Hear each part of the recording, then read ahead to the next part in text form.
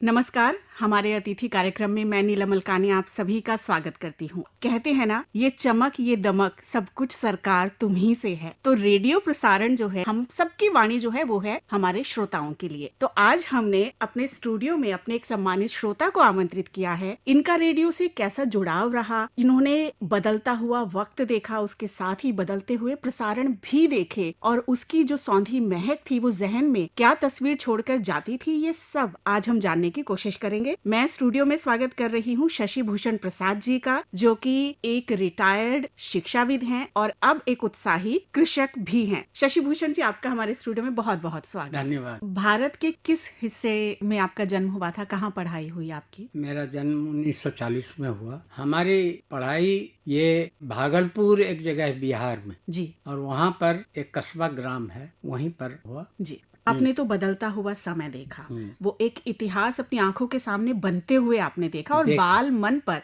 मानस पटल पर उसका असर भी हुआ। तो जब आप विद्यालय गए तो क्या उस दौरान भी ये सब कथा कहानियां, ये नाम बच्चों तक पहुंचते थे? नाम पहुँचता था जी। और जब आज़ादी का वक्त आया तो छोटे थे, लेकिन हल्ला सुनते थे कि भारत गुलाम से आज़ाद हो गया। उसको समझ नहीं पाते थे कि गुलाम से आज़ाद क्या हो गया भाई। तो कुछ लोग आए, कुछ बड़े भी उम्र में थे जी। कि चलो चलो चलो, आज गुलामी से हम लोगों को छुटकारा मिल गया, आज़ादी मिल गई जी। अब हमारा शासन होगा। तो मेरी शासन की बागडोर मेरे हाथ में आ रही है। हाँ। ये मैं थोड़ी बहुत समझा। जी। जैसे जैसे उम्र बीतते गया, फिर सुना कि 26 नवंबर को कोई संविधान तैयार हो गया। तो लोगों से पूछा कि संविधान क्या तैयार हुआ भाई? कहें कि संविधान सभा एक बनी, उसमें कई देशों के संविधान को रखा गया और जो उन लोगों ने जो अपने देश के लिए उचित समझा उसको उन्होंने चुना और उसमें बड़े बड़े दिग्गज लोग, विद्वान लोग, जी, हमारे स्वतंत्रता सेनानी लोग, सारे लोग उसमें आए और कहा गया कि ये संविधान अब 2 महीने के बाद लागू होगा। ये बात कुछ समझ में नहीं आती थी। जब तैयार हो गया तो लागू 2 महीने के बाद क्यों होगा? तो फिर हुआ कि 26 जनवरी हमारा गणतंत्र दिवस होगा जी, और 15 अगस्त स्वतंत्रता दिवस होगा। तो जब आप पढ़ते थे, विद्यालय में थे, उस वक्त आप क्या बनना चाहते थे बड़े होकर? ये जरूर सोचते थे कि पढ़ेंगे अच्छे से तो कुछ आगे बढ़ सकते हैं, नहीं पढ़ेंगे तो फिर ऐसा ही गांव में घूमते रहेंगे, ये जरूर सोचते थे जी। क्या बनेंगे ये उसमें सचमुच कोई विचार ऐसे दिमाग में। जब इंटरमीडिएट हुआ तो बीए में हुआ कि ऑनर्स किस में लिया जाए जी। तो फिर मेरे मन में विचार आया कि संविधान का ज्ञान होगा और देशों का भी संविधान मौका लगेगा पढ़ने का, सोशलिज्म एनार्किज्म पढ़ने का मौका मिलेगा। तो मैंने पॉलिटिकल साइंस चुना जी। फिर मैंने एमए भी किया इसमें पॉलिटिकल साइंस में ही। फिर हमने लॉ भी किया, इंटरव्यू वगैरह दिया तो छोटा नागपुर रांची में हमको नौकरी मिली, लेकिन कुछ पारिवारिक कारणों से छोड़ना पड़ा। हम जब भी अपने किन्हीं श्रोता से मिलते हैं, सबसे पहला सवाल हमारे मन में ये आता है कि आपके मन में रेडियो से जुड़ी क्या स्मृति है? हम जब स्टूडेंट ही थे तो हम रेडियो रखते थे रूम में जी, इसलिए कि समाचार सुनने का थोड़ी प्रबल इच्छा रहती थी। क्या हो रहा है दुनिया में जी, कहाँ क्या हो रहा है, नहीं हो रहा है, तो इसलिए रेडियो। और उसमें छोटे रेडियो सस्ते में मिलती थी, 100 रुपये के अंदर जी। तो वो एक रहता था हमारे साथ और जहाँ जाते थे हम उसको लेके जाते थे और ये सुनने का एक आदत लग गया। और जिसको कहते हैं नेचुरल हैबिट, जब गांव भी जाते थे छुट्टी में तो गांव में भी ये बहुत पॉपुलर था। इसलिए पॉपुलर था कि कोई दूसरा तो कम्युनिकेशन का साधन नहीं था जी, दूसरा कोई समाचार का दूसरा साधन नहीं था। और ये जो खरीद नहीं सकते थे वो चाय दुकान की झोपड़ी में बैठ के रेडियो सुनते थे और उस पर गप भी करते थे, कमेंट्स भी करते थे। मैं यही आपसे पूछने वाली थी कि हमने पुराने समय की ऐसी बहुत सारी तस्वीरें देखी हैं जहां एक साथ बहुत सारे लोग बैठे हैं और बीच में एक रेडियो सेट रखा है, सुन रहे हैं, चाय की चुस्की ले रहे हैं, चाय उसमें शुरू हुई थी पर उस पर कमेंट्स होता था, जो सुनते थे उन सब बातों। आज तो देखो ये हो गया जी, आज तो देखो जवाहरलाल जी ये बोल गए, आज देखो राजेंद्र प्रसाद राष्ट्रपति जी ये बोल गए जी, ये आज वल्लभ भाई पटेल जी ये बोल गए, ये सब बातें होती थी जी। और डिस्कशन हुआ जब घड़ी देखी लोग कि अब तो भाई 9 बजने जा रहा है, भागो समझे ना, सबका अपना अपना काम है। तो के लोग ये उठते होता थे था। जी। क्योंकि रेडियो 100 रुपये के अंदर ही दाम था। 100 रुपया बहुत बड़ी चीज थी उस समय। जी।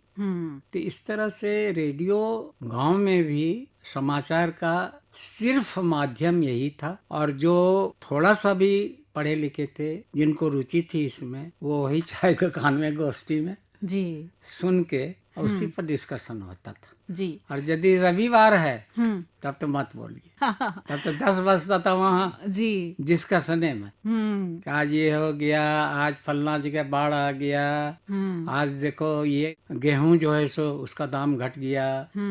सारी सूचनाएं पहुंचती थी और फिर बाद में डिस्कशन होता सारी था उन पर। सूचनाएं और ऑनली सोर्स। जी। तो शशि भूषण जी, मैं ये जानना चाहूंगी कि उस समय जब आप सब लोग मिलकर रेडियो सुनते थे, तो उस वक्त का आपको कोई कार्यक्रम का नाम याद है? रेडियो शिलोंग लोग सुनता था गाना के लिए। जी। जहाँ तक हमको याद है, जो जी। बाद में फिर विविध भारती आया है। जी। हाँ, कि गाना एकदम बढ़िया बढ़िया होगा। जी। तो प्राय लोग और कुछ कृषि चर्चा भी थोड़ी बहुत होती थी, वो गांव में सुनते थे। शहर वाले सुने या नहीं सुने, गांव में सुनते। शहर में भी कौन माध्यम था? कोई माध्यम नहीं था। जी। शहर में भी यही हाल था, बैटरी वाला रेडियो।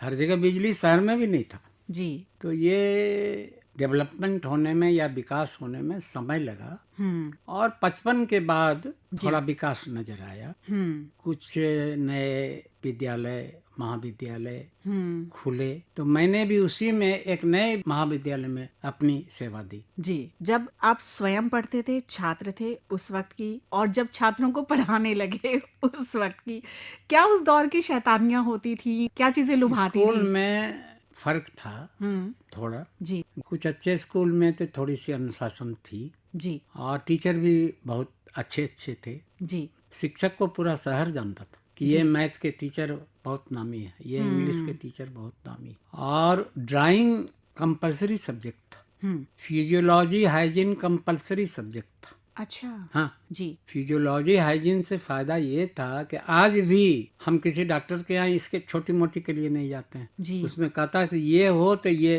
खाना बंद करो। जी। मुंह ढक के नहीं सो, चादर मुंह पर, नाक बंद मत करो। ये मतलब हमारे जो दिनचर्या से जुड़ी हुई बातें, जीवन से जुड़ी हुई जरूरी बातें, वो सिखा दी जाती हाँ, थी। सिखा दी जाते थे। और भूगोल कंपलसरी था। जी। उससे एरिया का ज्ञान होता था, नदी का ज्ञान होता था। आपने छात्र तैयार किए हैं, उनको ज्ञान दिया है, अपने सामने उनको बनते हुए देखा है, और आज भी आप देख रहे हैं बच्चे जिस तरह से पढ़ते हैं। तो क्या लगता है, क्या ये जो चीजें अब हम खो चुके हैं, क्या दोबारा ये हमारे जीवन में आनी चाहिए, हमारी शिक्षा पद्धति का हिस्सा जरूर होनी आनी चाहिए? जी। और उसका कोई दूसरा रास्ता भी नहीं। जी। जो चीज हम खो चुके हैं या खोने के रास्ते में है, जी। उसको पुनर्जीवित करने की आवश्यकता है। अगर वो नहीं होगा जी। तो मूल बातें हम लोग छोड़ के, जैसे पेड़ में अगर हम जड़ में पानी नहीं देते हैं, डाल में पानी देते हैं, तो उससे कोई फायदा नहीं। जी। तो वो कुछ इस तरह की बातें होती हैं। दूसरी बात, शिक्षा में पैसे की महत्ता बहुत बढ़ गई। जैसे प्राइवेट स्कूल्स में जी। फीस बहुत हाई है, जो आम आदमी के लिए भारी पड़ता है। उस समय ये सोचने की जरूरत जरूर है कि फीस जरूर लगे, लेकिन रीचेबल हो, हमारी पहुंच में। अगर हमारी पहुंच के बाहर है जी, फिर वहाँ वो परिवार अपने बच्चे को कैसे देगा। शशि भूषण जी, ये जानना चाहूंगी आपसे कि बदलते हुए समय में जो संचार के माध्यम थे, संवाद के माध्यम थे, वो लगातार बदले, उनका स्वरूप बदला। जी। ऐसे में जो रेडियो प्रसारण था, पहले रेडियो सेट से होता था, विविध भारती और बाकी चैनल, और फिर इंट्रोड्यूस हुआ एफएम, तब किस तरह की प्रतिक्रिया होती थी? क्या लगता था? जितने भी प्रतिक्रिया थी जी, अच्छे थे, और कुछ ऐसे भी बात विवाद होते थे जो काफी इंस्ट्रक्टिव का था। जी। काफी उससे प्रेरणा मिलती थी जी। लोगों को कि रेडियो खोलते हैं तो हर तरह की बात है, किसी विषय पर चर्चा हो रही है, कभी बहुत ही जो करंट अफेयर्स है उस पर चर्चा हो रही है।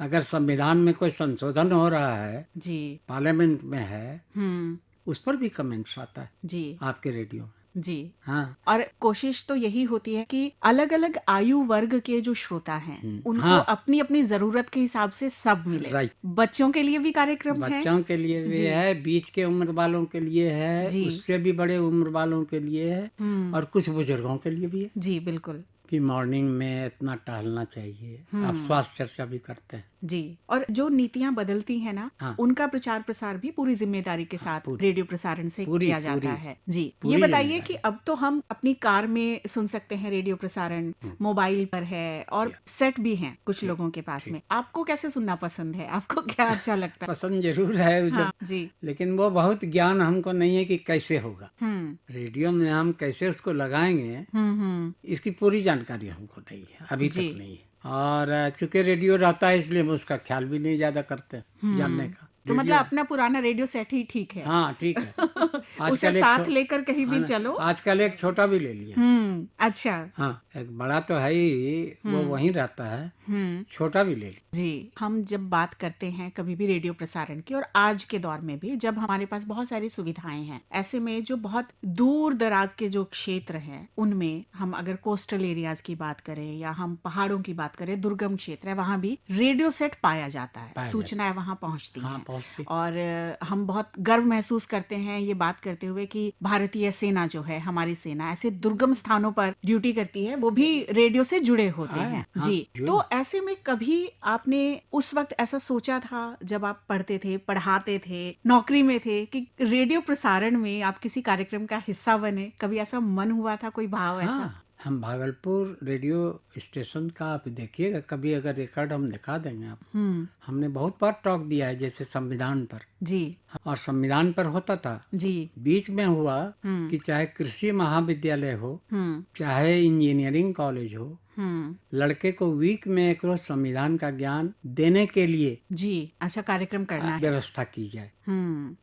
तो उसका माध्यम रेडियो होता था। हाँ, कार्यक्रमों के माध्यम से होता था। रेडियो में तो संविधान पर भी डिस्कशन होता है जी, और उसके नेगेटिव पार्ट को भी कहता है कि ये इसका माने ये नहीं।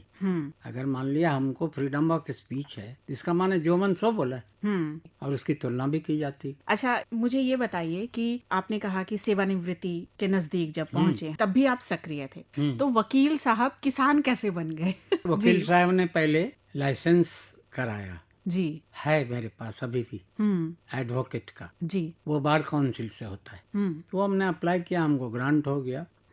तो खेती की तरफ कैसे रुझान हो गया? वही बता रहा है। शहर में जो हमारे साथी थे वो रिटायरमेंट के बाद सब बाहर रहने लगे, किन्हीं की मृत्यु हो गई, किन्हीं को बच्चे यहाँ चले गए शिफ्ट करके घर बेच के जी। तो हम देखा कि शहर में क्या तब हमारे लिए है, तो गांव में ही क्यों न रहे, थोड़ा सा इसी को संभाले, बिगड़ती दशा को कुछ सुधारे। इसी में हमने आरंभ किया जी। आज भी लोग कहते हैं हमको, जैसे पुराने घर थे जी, तो इस तरह से जब 2 बार 4 बार जाके 5 रोज 10 रोज रहना शुरू किया तो मुझे रुचि बढ़ गई जी। और रुचि बढ़ गई कि जो बाप दादे की संपत्ति हुई है जी, उसको हम थोड़ा सा अगर सुधार कर लें तो इसमें नुकसान क्या है। तो ये इस तरह से, लेकिन रेडियो हमारा अभी भी गांव में एक नहीं है, 2 है। तो ये आपका हर जगह है जी, आप हर जगह उपस्थित है। एक सवाल मैं ये आपसे जानना चाहूंगी चलते चलते कि आप बालपन से ही रेडियो प्रसारणों से जुड़े रहे, आपकी रुचि रही, आपने कार्यक्रम भी प्रस्तुत किए।